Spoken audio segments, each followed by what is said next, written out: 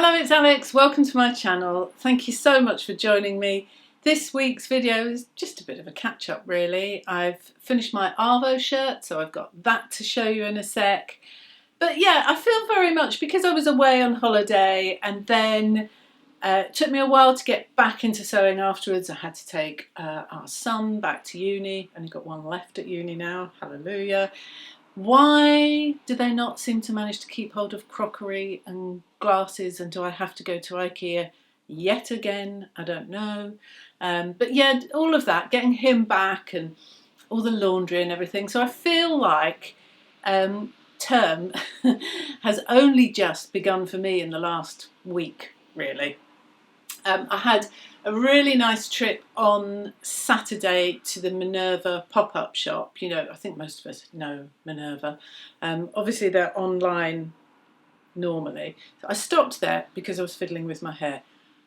On my last video, I drove myself nuts with how much hair fiddling there was. So I'm going to try really hard not to do it. I'm trying something different. I'm doing that curly girl method with my hair, and it's making it a lot fluffier. Anyway, hands in pockets. Yes, I went to the Minerva Pop Up Shop, and I went very much with the intention not necessarily to buy fabric but to feel it, because obviously when they're online only we don't get the opportunity to do that very often. And as I said in last week's video, I really do want to focus on getting some really good quality plain fabric, so that when I've completed this curated closet process, I know where to look and where's going to be really good. So doing that partly on recommendations from everybody, and I am going to compile a list at some point in the next couple of weeks, I suppose. But also wanted to go and have a feel myself, and I was very restrained. I didn't buy any fabric at all. I did get to see lots of people, which was so nice. People I hadn't seen for a few years, and people I don't necessarily know but you get chatting to, and people that follow me here on YouTube. It was lovely. Got to see my lovely friend Chris, always looking glamorous as always. Yeah, it was really nice. But I can't say that I left empty-handed, because I did fall for the Simplicity bias binding maker. Amy from Simplicity, who again lots of you may know, was there, and she was doing demonstrations, and there was a really good price for it on the day because it is quite expensive. I think it's about 120, it might even be £130, and they were doing it for 99 on the day. And I've wanted it ever since it came out.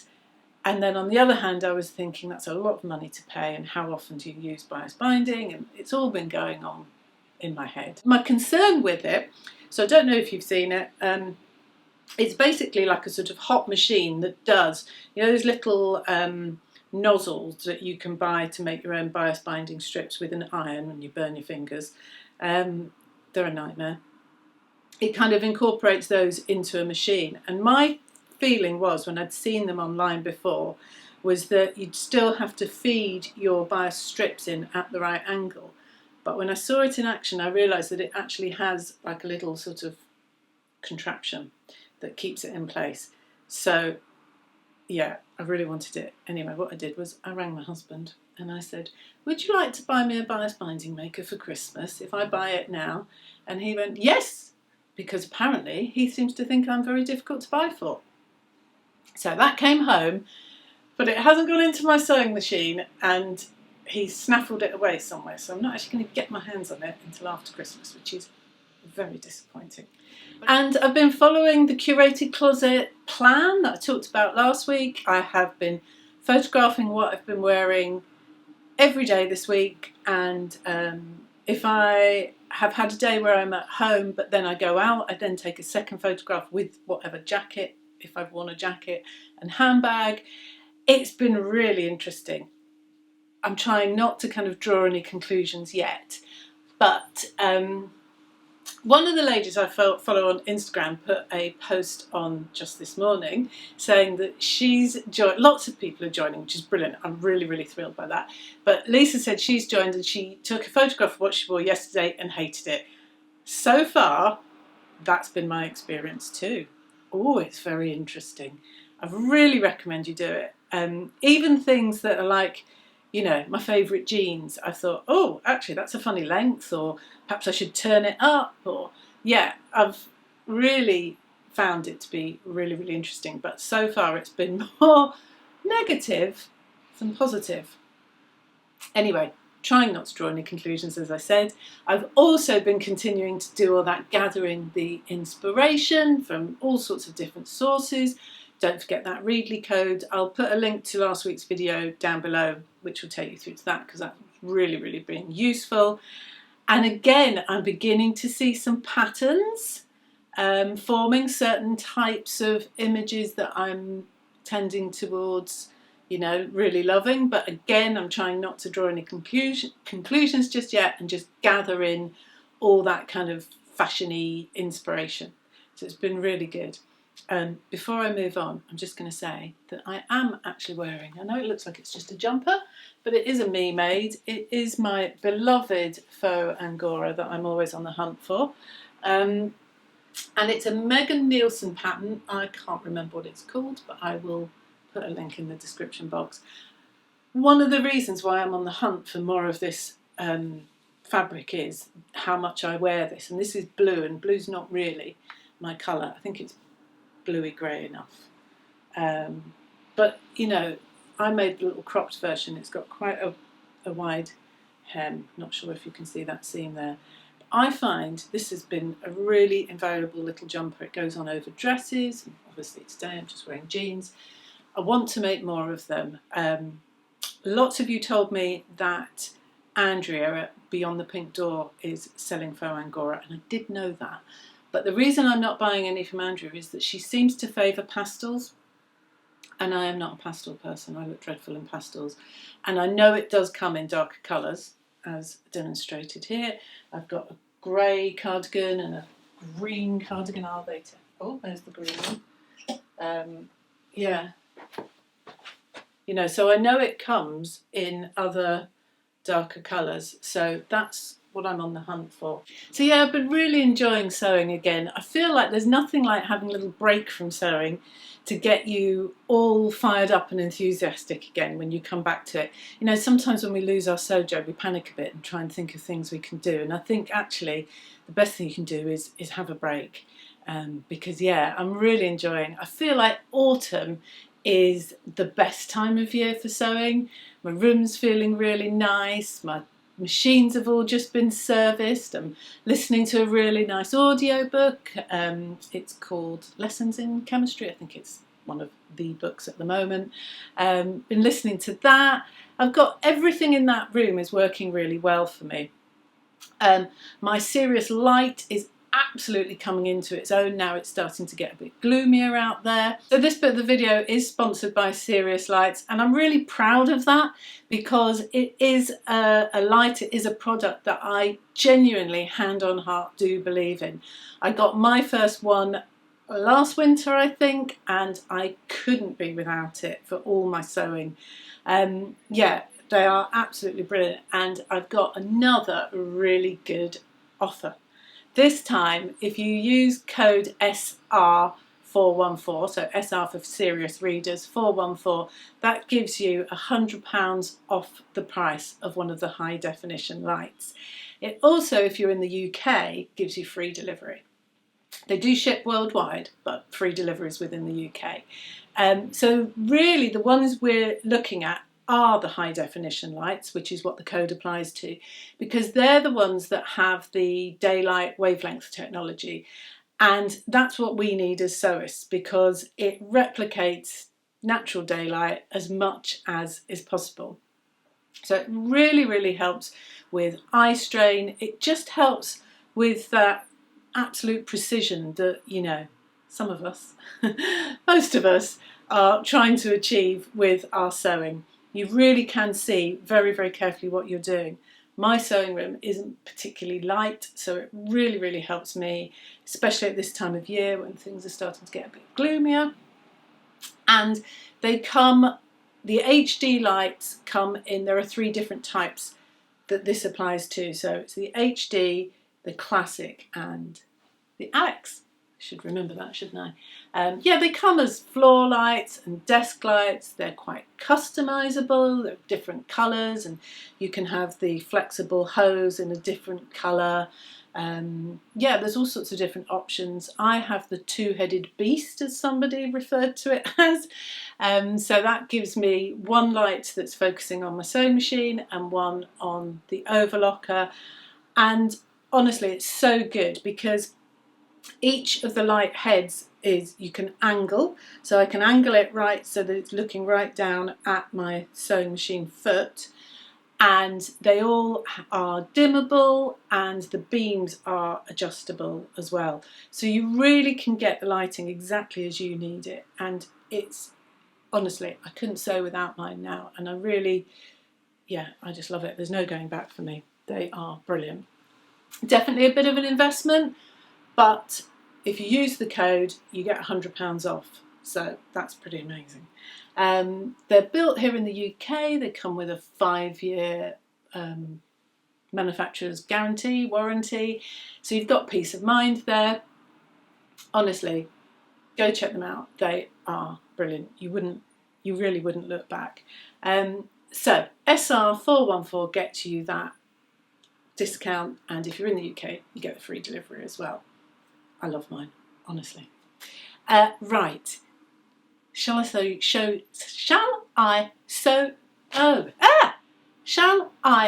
you my shirt? She sells seashells upon the seashore. Right. Well, I have to say, I am very lucky to have subscribers on YouTube that come up with brilliant ideas. From memory, I think the person that suggested why didn't I use pin tucks for the bib on this shirt was a lady called Faye. Hope I got that right. Thank you very much. Didn't even occur to me because I showed different fabric that I'd bought from Lucky Fashions in Dewsbury, and when I got it, when I showed it, I had forgotten that she only had 2 meters of it, but it was quite narrow, and I didn't think I had quite enough. But somebody said, why don't you do pin tucks to differentiate the bib? And I thought that was a brilliant idea. I haven't done a lot with pin tucks. I do have the Faff pin tuck foot, and there's also another little thing you can get that makes the pin tucks sort of stick out a little bit while you're sewing them. But I haven't really used it a great deal. I had a little play with some scrap fabric, and I looked at pin tucks of varying sizes, and in the end I ended up doing something a little fancy. And I don't think we can call them pin tucks because surely the name derives from the fact that they're about the width of a pin. What I actually ended up with, I think they're about 1 centimetre apart. So I'm not sure what we'd call that. Just a tuck, maybe? So I had a really good kind of hour or so, playing with some linen scraps, doing different widths, and then seeing what happens if I did stitching across to send the kind of tucks in one direction and then back another way. I tried different combinations, and I settled on one I really, really liked. And that's the way I went with it. I have loved making this. Honestly, as I say, it's been really nice to be back in my space and back with everything as I want it, and no one here during the day. It's been really good. I'll put it on. Okay, yes, so obviously this isn't the same fabric. I thought when I was playing with those tucks out of the linen that really it was going to be better if it was a plain fabric to really see that detail. So I nipped to my local fabric shop, and when I saw this, I mean it's just a plain cotton, when I saw this green, you may know, it's my favourite colour. I think green works with my hair. But yeah, it's my favourite colour, so it had to be mine, and I'm really, really pleased with how it turned out. So I went for, comes with 3 different collars. One is a round collar, like I think we'd call a Peter Pan collar. One is a wing collar, which not something we see too often in the sewing world, which I was quite tempted by. But I went for just the straightforward, what do you call this kind of collar? Anyway, you know what I mean. One of these.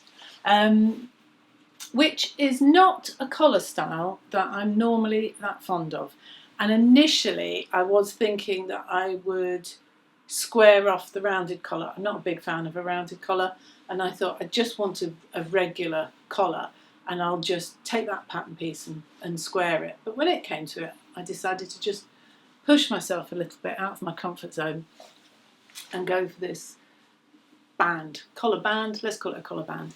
And I'm really glad I did, because it ties in with some of the inspiration images that I've been saving and liking. So yeah, I'm really glad I went that route. But yes, made a size 38, which is a UK 10. My measurements were a little bit between a 10 and a 12, and I decided to go down, and I'm happy with how it fits. The only thing that is a little bit tight is if I actually had put, which I didn't, if I had put a top button. I think if I buttoned it all the way up, I would feel a bit constrained. It's fine, but I think that's just me. I don't like having that top button done up, hence not even putting one there. But yeah, I really, really like it. Doing the bib section was, for me, really good fun. And you may know, I am somebody that loves to make shirts, so I wasn't too concerned about the challenge of it. Comes with a lovely video tutorial. Although it's in French, you can do English subtitles, and Monty has a very nice, calm manner about her, and I decided to follow the video tutorial more than the written instructions, and I think I would recommend that. It was a nice way to do it. You feel reassured that you're doing everything properly. So yeah, if you fancy having a go at a shirt and you need a little bit of hand holding, I'd really recommend this. But the insertion of the bib was not what I was expecting, and I thoroughly enjoyed it. It was done a little bit like a burrito. So the pattern pieces were like this section, but on the fold. And I assumed that they were going to be constructed and then cut up the middle. But no, it's folded back in on itself like you do with a burrito for a back yoke. This is where I tell you I have a tutorial for a burrito for a back yoke. I'll put the link in the description box if you don't know what I'm talking about. But yeah, it kind of encloses everything all in one. And I love to learn a new technique, and it was incredibly satisfying to do. So I loved doing that. It did mean that I had to think very carefully about where all these tucks were going, because I needed the front section to be flat for the buttons, and I needed to also make sure that all around the edges I sewed down those tucks, because ultimately they were going to be attached to this front piece and turned under, and I couldn't have random bits of fabric flapping everywhere. So I had to think carefully about it, but I thoroughly enjoyed doing it, thoroughly enjoyed the tutorial, and I really like how it's turned out. This is the shirt version. The blouse version is shorter, it's more like this kind of length, and the blouse version has your buttons are just for the bib, and then from here on it's like just a pop over. But I like the shirt length, and as I said, I've been seeing images online that I've been drawn to that this would work for, and that is more as a shirt that's tucked in to skirts. I'll leave it there because I'm trying not to draw any conclusions just yet. But yeah, even just like this with my jeans, I'm loving it. It's got a little pleat at the back, which is always good, so you've got plenty of movement. That's one of the reasons why I felt confident being in between sizes. I felt confident going down rather than up, because I could see that I wasn't going to be in any way restricted, and I think it's worked really well. Lovely tutorial on doing the cuff placket, which is something even I have to be honest, I can't do those without checking the instructions and scratching my head. They can be a bit tricky, so it's nice instructions on doing that. The only problem I had, which is nothing to do with the pattern, is finding buttons. Trying to find bottle green buttons has been a nightmare. I went to my usual, my first port of call is always Maggie at Textile Garden, and the only ones she had were some metal ones that I already had, and I just felt that they were a little bit industrial looking. And I went to everywhere within the Manchester area that sells buttons, and I couldn't find any in bottle green. So I ended up going back to my stash, and the ones I've used are from my stash, and I don't feel that they're quite right, but they'll do, and if I see any in the future, I'll nab them and swap them over. And to be honest, I didn't even have enough of these to do the cuffs, because you've got 2 buttons on the cuffs as well. So the buttons on the cuffs are the ones that I thought were a bit industrial looking. Monty's having a bit of a sew along with this pattern at the moment, and the reveal day isn't until October the something, 12th maybe, something like that. And obviously I'm showing you this before then, but I hope she'll forgive me. If I didn't do that, I wouldn't have anything to show you, and this is what I've been doing this week, so I'm too impatient. I wanted to get it out there. But yeah, if you wanted to take part in that sew along, it's still very much ongoing, and she's lovely at holding her hands along the way. So yes, as I said earlier, I'm gathering all the information on all the fabrics that you recommended following last week's video, so thank you very much for that. Do let me know how you're getting on with the curated closet, and whether you're finding the same as me, which is that taking photographs of what you wear is interesting, and how you're getting on with gathering all that inspiration. I can see it being at least another 2 weeks. I'm away in Germany this weekend coming, going to see my mum with my daughter, so that would be really nice. So yeah, I think it'll be at least another 2 weeks, possibly even longer, before we kind of come to any conclusion after this stage. I have started, oh my goodness, I have started to prep the Jessica jacket from Closet Core. No, they're not called that anymore. Oh no, they are called Closet Core. I still think of them as Closet Case Files, which is an ancient name. Well, if you make this pattern, whatever you do, do not be tempted to print it out at home. I had the good sense to send mine to Fabulosew, who you know I love. It was 4 AO sheets, and thank goodness for their lovely paper, because it was a lot of cutting out.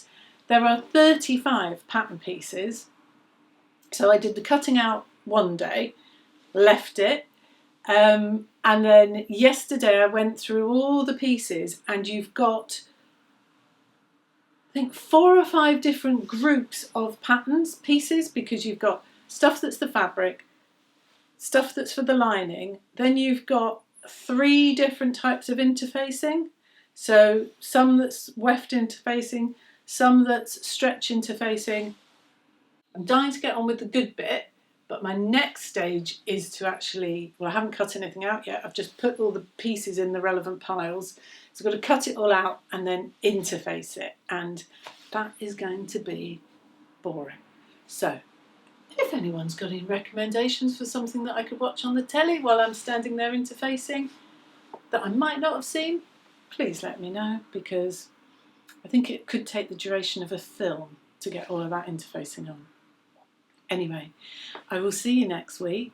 Please check out that code and that offer for the Serious Lights. So it's SR414 for £100 off and free delivery if you're in the UK. Honestly, you wouldn't regret it. So I'll see you next week. Thank you very much, everyone. Bye bye.